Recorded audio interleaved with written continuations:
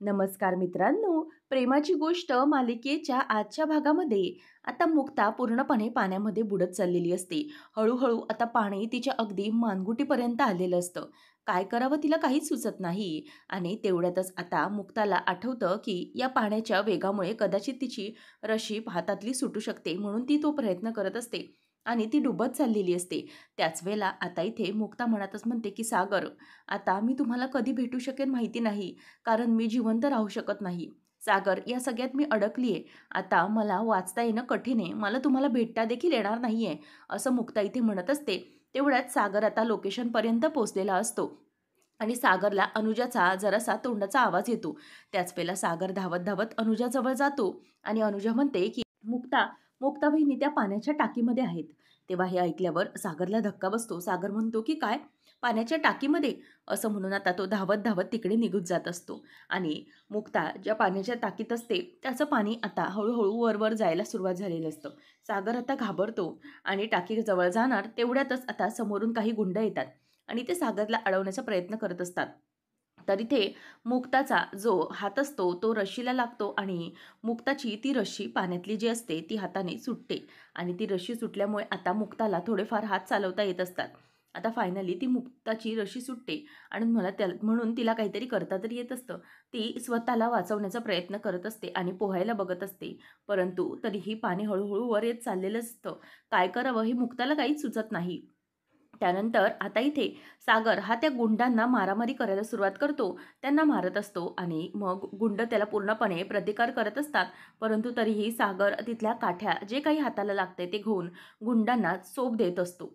तर आपल्या हाताने देखील काही गुंडांना तो अगदी पाडून टाकतो आणि त्यांना मानगुटीवर धरून धरून आपटत असतो. आणि त्या 2 गुंडांची मारामारी झाल्यानंतर आता सागर हा म्हणतो की चला आत्ता मी तुम्हाला काही सोडणार नाही.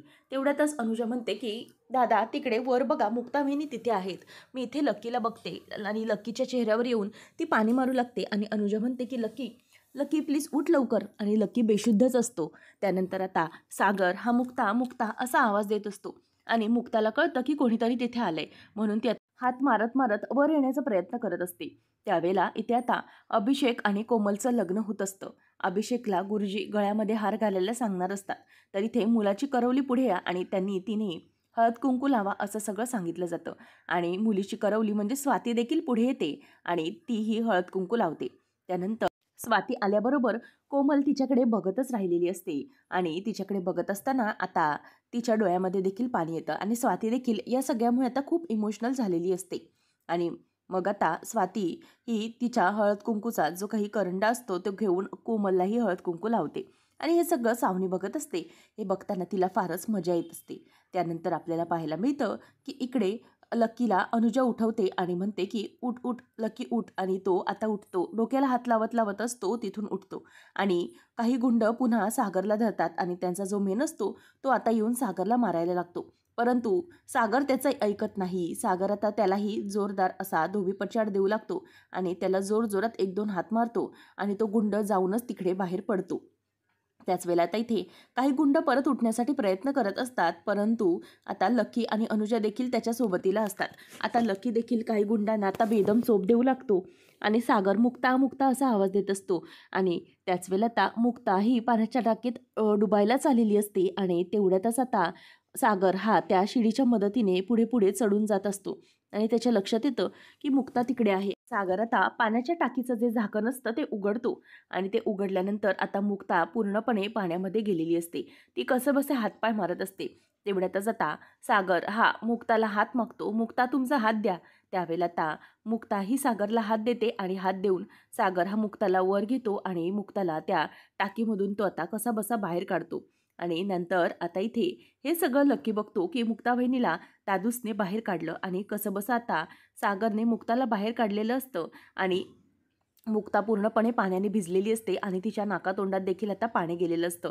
अनुजा आणि लक्की धावत धावत येतात आणि म्हणतात की वहिनी तुम्ही ठीक आहात ना? तेव्हा ती म्हणते की हो मी नीट आहे. त्यानंतर आता इथे गुरुजी सांगतात, की दोघांनी एकमेकांना हार घालून घ्या. म्हणूनच आता कोमल आणि अभिषेक एकमेकांना हार घालण्यासाठी तयार झालेले असतात. सुरुवातीला आता कोमल ही अभिषेकच्या गळ्यामध्ये हार घालते आणि त्यानंतर मग सगळेजण जोरजोरात टाळ्या वाजवतात. त्यानंतर आता अभिषेक देखील कोमलच्या गळ्यामध्ये हार घालतो आणि तो आता खूपच खुश असतो आणि कोमलला देखील खूप आनंद झालेला असतो. आता इथे सावनी म्हणते, की फायनली आता एकमेकांच्या गळ्यामध्ये हार पडले. आता एकदा की या अभिषेकने हिच्या गळ्यामध्ये मंगळसूत्र घातलं, की सगळा खेळ संपला. मग कोमलचं लग्न झालं आणि मुक्ता, "तू तळालाच राहिलीस, तू काही करू शकणार नाहीस," असं म्हणून ती खुश होत असते. तर इकडे तिला कुठे माहिती असतं, की मुक्ताला सागरने वाचवलेलं असतं. त्यानंतर आता इथे मुक्ता ही खूप घाबरत असते, थरथरत असते. सागर म्हणतो, की "मुक्ता तुम्हाला ठीक वाटतंय का?" ती म्हणते, की "हो, हो, मी ठीक आहे." परंतु सागर आपल्याला उशीर झालाय. अनुजा म्हणते, की "वहिनी तुम्ही ठीक आहात ना?" तेव्हा ती म्हणते, की "हो, हो, मी ठीक आहे." "सागर चला लवकर, आपल्याला निघायला हवं, नाहीतर वेळ हातातून निघून जाईल." असं म्हणून खूप ऑलरेडी उशीर झालाय. ते लोकं गाडीमध्ये बसतात आणि आता ते लोकं जायला निघालेली असतात. तर इकडे आता गुरुजी हे पुढचे मंत्र म्हणून होतात आणि नंतर म्हणतात, की चला आता नवरदेवांनी हे ज्या वाट्या आहेत ना, त्या 2 बॉक्सेसमध्ये व्यवस्थित मंगळसूत्रामध्ये हळद आणि कुंकू भरायचे आहे आणि ते अगदी खचखचून त्याच्यामधून पूर्ण पॅक झालं पाहिजे असं भरायचं आहे. असं आता ते अभिषेकला सांगतात आणि त्यांच्या सांगण्याप्रमाणे मंगळसूत्र घालण्याची वेळ आलेली असते आणि अभिषेक हा त्या मंगळसूत्रांच्या वाट्यामध्ये हळद आणि कुंकू अगदी व्यवस्थित खचखचून भरत असतो. आणि हे सगळं बघून सगळ्यांना फार आनंद होत असतो. तिकडे शेवंता असते आणि बाकीचे सगळे पाहुणे मंडळी आलेले असतात आणि हे सगळे लग्नासाठी असतात. परंतु मुक्ता तिथे अजूनही नाही. हे कुठे-कुठे इंद्राला खटकत असतं आणि त्यानंतर गुरुजी म्हणतात, की "चला, आता तुम्ही मंगळसूत्रामध्ये हे हळद-कुंकू भरलं. आता तुम्ही त्यांच्या गळ्यामध्ये मंगळसूत्र घालायचं आहे आणि हो, पुढचे 1 वर्षभर हे मंगळसूत्र तुम्हाला उलटंच ठेवायचं आहे आणि तुम्ही घालताना देखील उलटं घालायचं आहे." तेव्हा हे ऐकल्यानंतर आता सावनी हसायला लागते आणि गालातच हसत म्हणते, की 1 वर्ष? 1 वर्ष तरी हे मंगळसूत्र गळ्यात राहणार आहे की नाही ते माहिती नाही. परंतु बरं आहे, चालू दे, जे काही होत आहे ते होऊ दे, असं म्हणून ती खूपच खुश होत असते. त्यानंतर आता इथे सावनीला मात्र लग्न बघताना फार मजा येत असते, कारण अजूनही मुक्ता आलेली नसते. आता अभिषेक मात्र फायनलचा घाव घालणार असतो, कोमलच्या गळ्यामध्ये मंगळसूत्र बांधून आणि ते तो करायला तयार झालेला असतो म्हणून सावनी खूप खुश असते. सावनी म्हणते, की एकदा की या कोमलच्या गळ्यामध्ये मंगळसूत्र पडलं, की मात्र खेळ संपला. मुक्ता काही करू शकत नाही. कोमलचं आयुष्य हे कायमचं वर्षासाठी बरबाद झालं आहे, असं म्हणून आता इथे अभिषेक हा ते मंगळसूत्र ते कोमलच्या गळ्यामध्ये घालायला जाणार.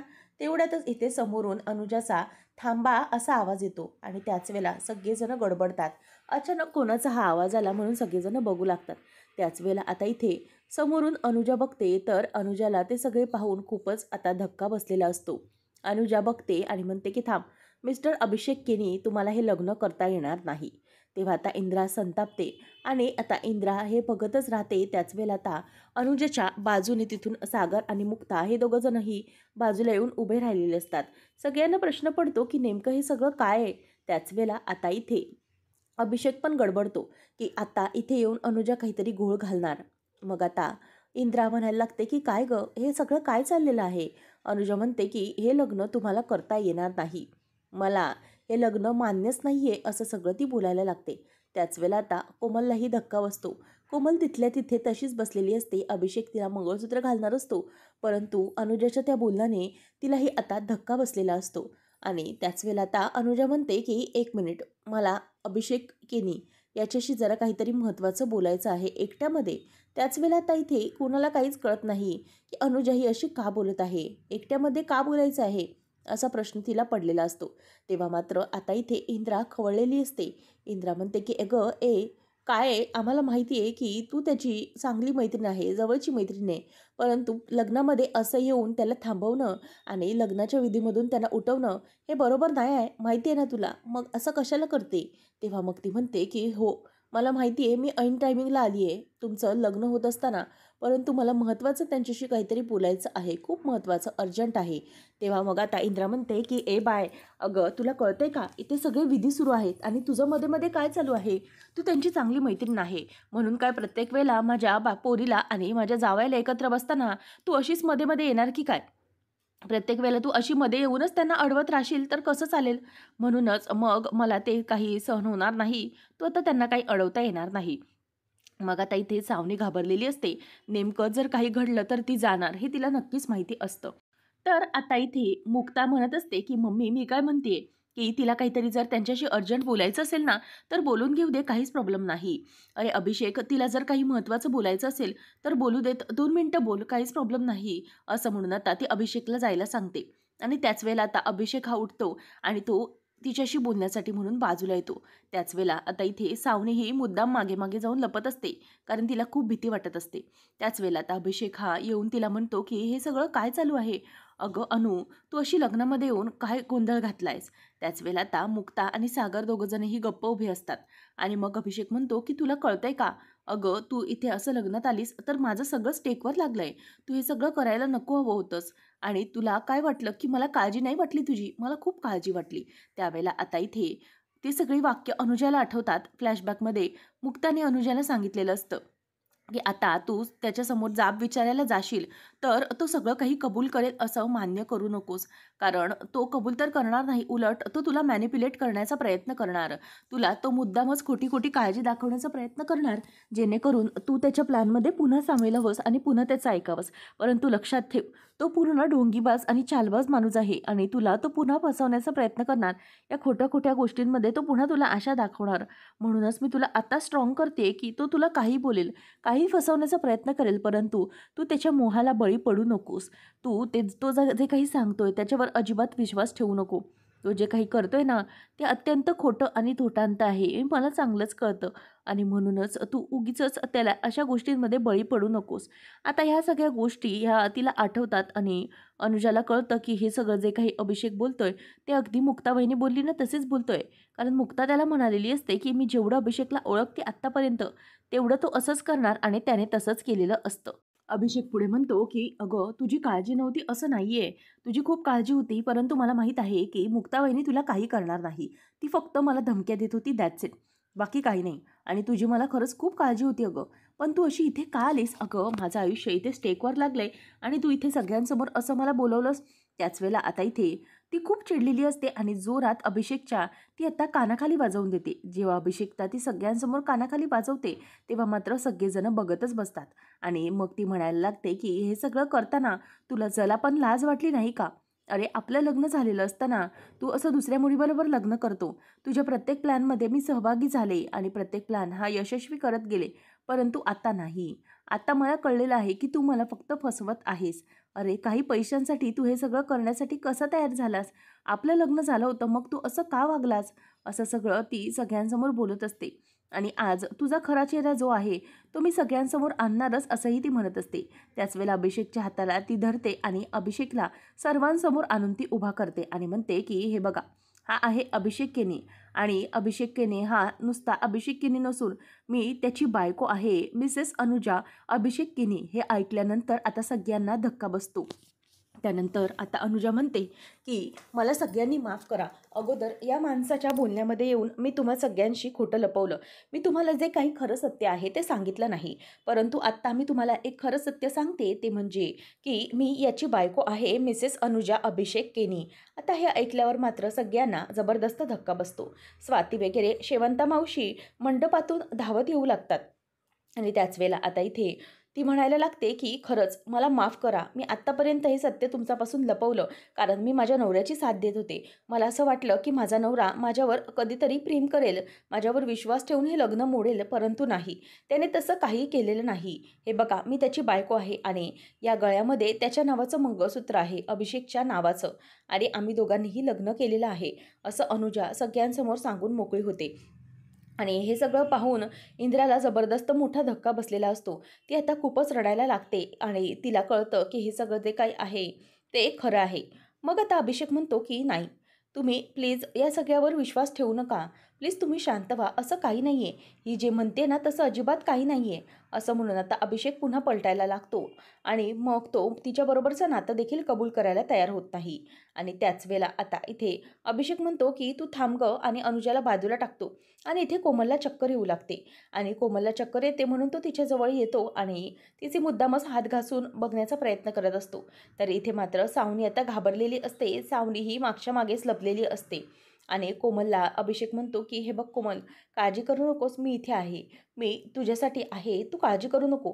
मी लग्न फक्त तुझ्याशीच करणार आहे, अजिबात काळजी करू नकोस." असं म्हणून तो आता तिला शांत करण्याचा प्रयत्न करत असतो आणि म्हणतो, की "हे बघ कोमल, लग्न हे आपलंच होणार. मी तुझ्याशीच लग्न करणार." अशी खोटी-खोटी वचनं आता तो तिला देऊ लागलेला असतो आणि पुन्हा त्याचं ते बोलणं ऐकून सागर आणि मुक्ता यांच्या मनामध्ये अगदी राग येत असतो. तेव्हा मग मुक्ता येते आणि म्हणते, की "कोमल प्लीज उठ." आणि अभिषेक म्हणतो, की "आपलंच लग्न होणार कोमल, तू काळजी करू नकोस." त्याच वेळेला आता इथे मुक्ताला खूपच राग येतो. तो कोमलला खोटा-खोटा दिलासा देण्याचा प्रयत्न करत असतो. म्हणून आता मुक्ताही त्याचा हात बाजूला घेते आणि जोरदारपणे त्याच्या आता ती कानाखाली वाजवून देते आणि कानाखाली वाजवून दिल्यानंतर तो तिथे गप्पच उभा असतो. मुक्ता म्हणते, की "तू काय करतोयस? तुझं तुला तरी कळतंय का?" असं म्हणून ती तिच्यावर आता चिडलेली असते. ती म्हणते, की "हे बघ, तू प्रत्येक वेळेला हे असंच वागत असतोस. किती वेळा तुला मी खरं करण्याचा प्रयत्न केला, तुझी गोष्ट खरी पाडण्याचे प्रयत्न केली, परंतु नाही, तू हे सगळं ऐकून घ्यायलाच तयार नाहीयेस." आणि त्याच्या जोरदार कानाखाली बसल्यामुळे मुक्ताच्या हाताने तो तिथल्या तिथेच उभा असतो आणि पुढे काही बोलत नाही आणि गालाला हात लावून उभा असतो. आणि मुक्ता म्हणते, की "आमच्या कोमलच्या पुढे देखील यायचं नाही. कोमलला शिवायचं देखील नाहीये." असं म्हणून ती त्याला आता बाजूला करते. त्याच वेळेला आता इथे मुक्ता म्हणते, की "सागर, तुम्ही पोलिसांना बोलावलेलं आहे ना?" तेव्हा सागर म्हणतो, की "हो, पोलिसांना बोलावलेलं आहे. काळजी करू नका. लवकरच यातच जे काही खरं रूप आहे ना, ते पोलिसच सगळ्यांसमोर आणतील."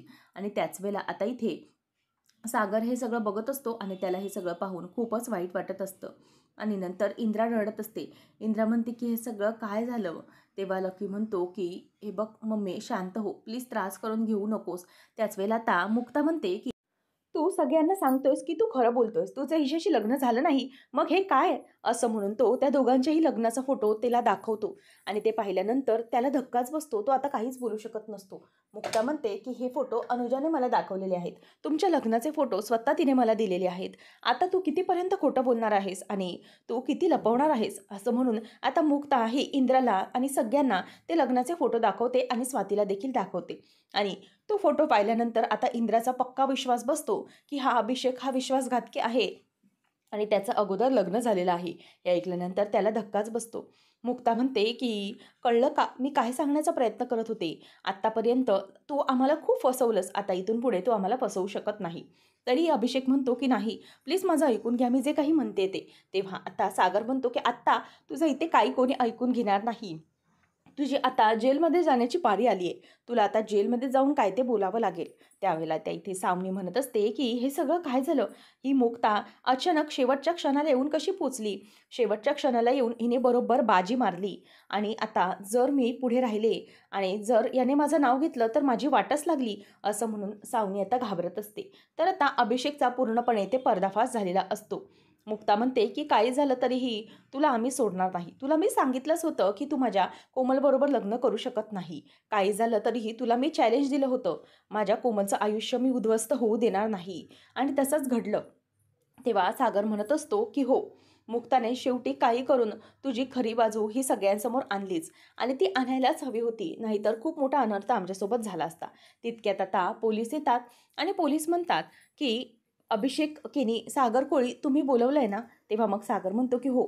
हा बघा, हाच आहे तो फ्रॉड माणूस." असं म्हणून अभिषेकचा फोटो दाखवतात आणि पोलीस अभिषेकला "चल रे" बोलून घेऊन जातात आणि अभिषेक हा जात असतो. त्याच वेळेला जाता-जाता तो आता मागे वळून बघत असतो आणि सावनी त्याला लांबूनच इशारा करत असते, की "नको, नको. प्लीज या सगळ्यामध्ये माझं नाव घेऊ नको. मी पाया पडते." असं म्हणून ती आता त्याला हात जोडून विनवणी करत असते, की "प्लीज माझं नाव घेऊ नको. नाहीतर माझी पूर्णपणे वाट लागेल." परंतु अभिषेकने आता तिचं ऐकलेलं असतं आणि त्याने सावनीचं नाव घेतलेलं नसतं आणि तो गप्प बसलेला असतो. तो सावनीचं नावच घेत नाही. तेव्हा पोलीस आता त्याला म्हणतात, की "ए, चल रे चल, लवकर चल." असं म्हणून त्याला आता ते पुढे ढकलतात. सावनी आता घाबरलेली असते. सावनी म्हणते, की "झाली. आता सगळी वाट लागली. ऐन टायमिंगला माझा प्लॅन बोंबलला." तेव्हा आता कोमल ही रडतच असते आणि तिला धक्काच बसलेला असतो. तेवढ्यातच आता सागर येतो आणि सागर येऊन म्हणतो, की "कोमल, ए कोमल, प्लीज बाळा उठ ना." असं म्हणून तो तिला उठवण्याचा प्रयत्न करत असतो आणि इकडे आता सावनी घाबरते. आणि इथे अनुजा म्हणत असते, की "मुक्ता वहिनी, खरंच तुम्ही जे काही केलंत त्यासाठी खूप थँक नाहीतर मी आज स्वतःला कधीच माफ करू शकले नसते आणि तुम्ही हे जे सगळं केलत ना, त्यासाठी माझे तुम्ही डोळे उघडलेत. मला माहिती आहे, की हे जे सगळं झालंय ते खूप चुकीचं घडलंय. मुक्ता म्हणते की "सॉरी, मला माहीत होतं की हे सत्य बाहेर आल्यानंतर असं काहीतरी घडेल. परंतु त्याचा त्रास तुलाही होईल, तुलाही असं आयुष्यात भोगावं लागेल, असं मला खरंच हवं नव्हतं." तेव्हा मुक्ताला ती म्हणते की "नाही वहिनी, तुम्ही जे केलं ते योग्यच केलं आहे. अशा माणसाबरोबर आयुष्य काढण्यापेक्षा मी माझं अख्खं उभं आयुष्य एकटीने घालवीन, व्यवस्थित घालवीन." असं ती म्हणू लागते. त्यानंतर आता ती धावत-धावत कोमलजवळ जाते आणि कोमलला म्हणते की "हे बघ बाळा, प्लीज तू शांत हो. कोमल, तुझं आयुष्य उद्ध्वस्त होण्यापासून मुक्ता वहिनीने वाचवलेलं आहे. ती वेळोवेळी सगळ्यांना सांगत होती, परंतु कोणीही आपण ऐकलं नाही आणि तिचं आयुष्य, आता तुझं आयुष्य तिने व्यवस्थित केलंय. तुझं उभं अख्खं आयुष्य आहे तुझ्यापुढे आणि ते तिनं उद्ध्वस्त होण्यापासून वाचवलेलं आहे.